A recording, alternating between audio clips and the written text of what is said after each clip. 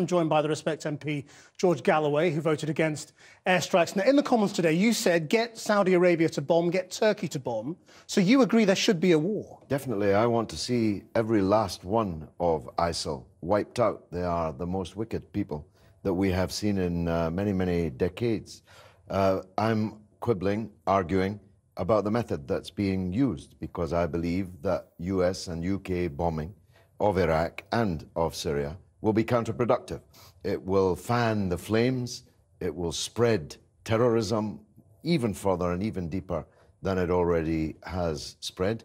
It will allow them to pose as martyrs, as heroes standing up to the crusader powers. You know the vocabulary as well as I do. And it will not achieve anything, because this is not a conventional army. This is a guerrilla force of only 10 to 20,000 people, according to the New York Times. They don't sleep in bases. They're not in concentrations.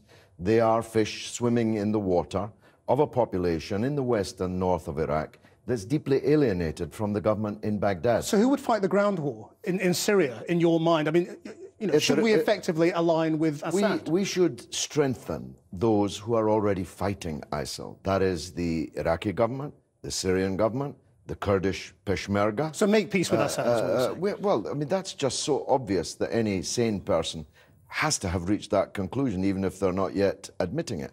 The Syrian army has been fighting these people for 3 years.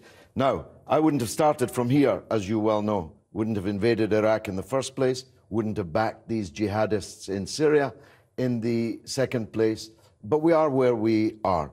Now, I'm saying this: Saudi Arabia has 700 warplanes. We know that. We sold them lots of them. Michael Portillo, I clashed with him last night. He personally sold them lots of them. Why do we need aircraft, 6, from Britain, when Saudi Arabia next door has 700? Turkey is a NATO member, a regional military superpower. Why isn't it fighting? What do you say to your constituents when you know some of them think an Islamic State isn't such a bad idea?